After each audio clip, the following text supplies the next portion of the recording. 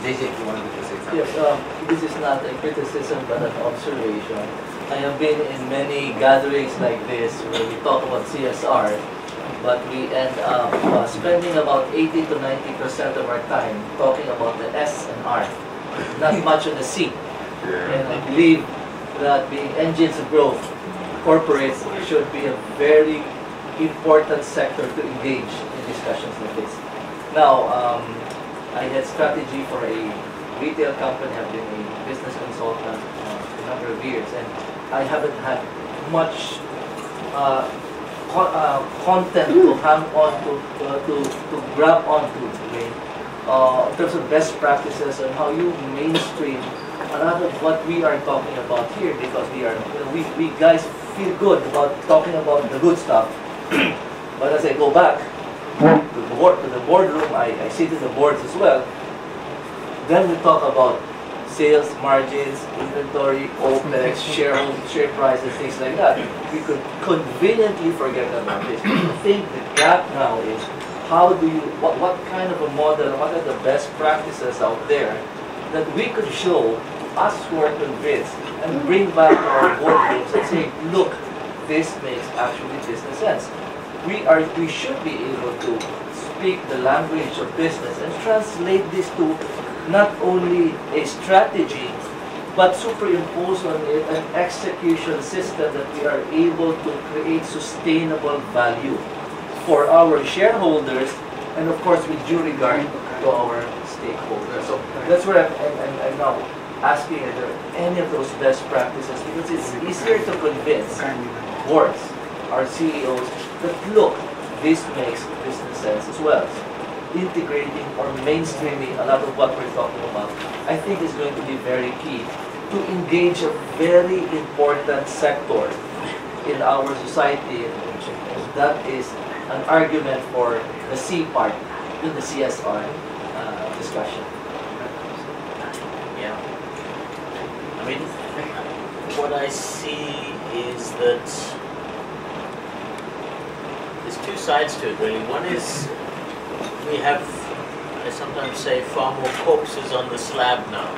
So we've seen a lot of companies fail because they haven't treated social responsibility or ethics or sustainability as a strategic issue. And we know that the life of companies is very short. Not many companies survive beyond 20 years, actually, if you look at the statistics.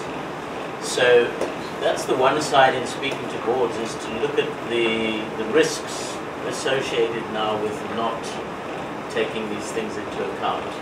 And actually we find many examples where the liabilities are very high, and you can use so many examples. BP lost 50% of its value in 50 days. Volkswagen with their Dieselgate scandals, pay billions. So if you get it wrong, there's a big shareholder value downside. So that's part of it. But I think what's working even better now is the upside.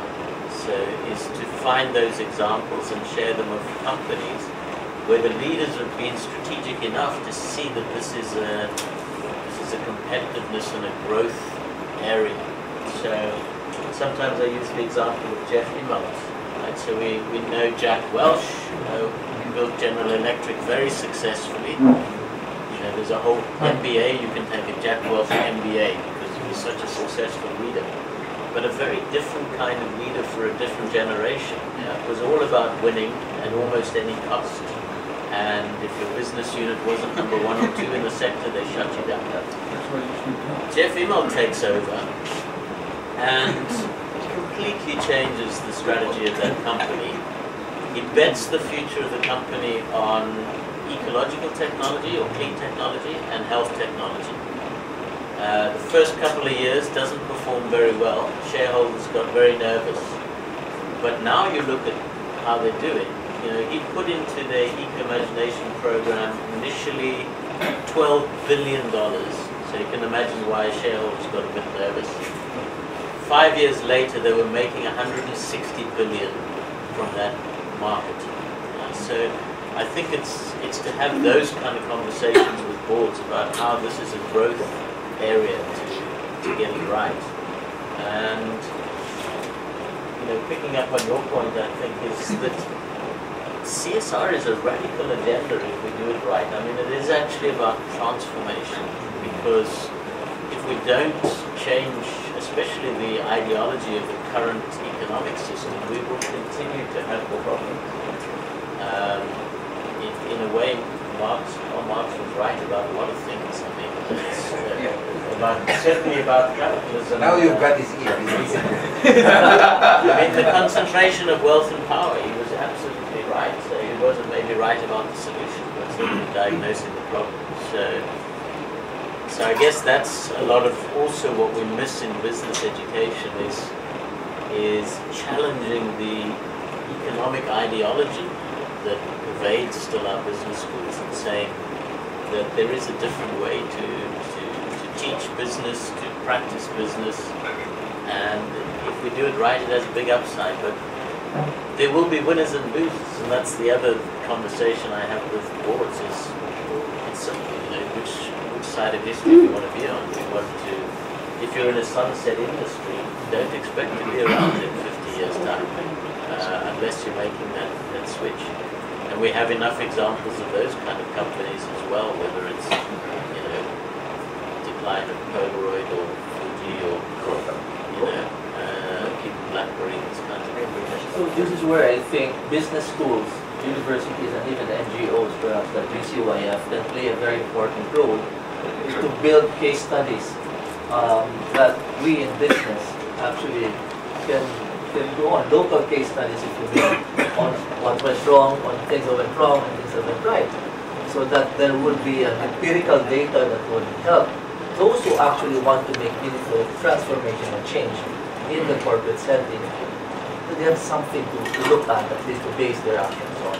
On that point, I should share with you, we have a unit called CMX, Case Writing Management Skills. Frankie has just agreed to be the head of that. And we are publishing 2 volumes this year of local case studies. And also the 3rd volume, all international Asian case studies. I think those might be interesting, almost all in the area of social innovation, social engineering.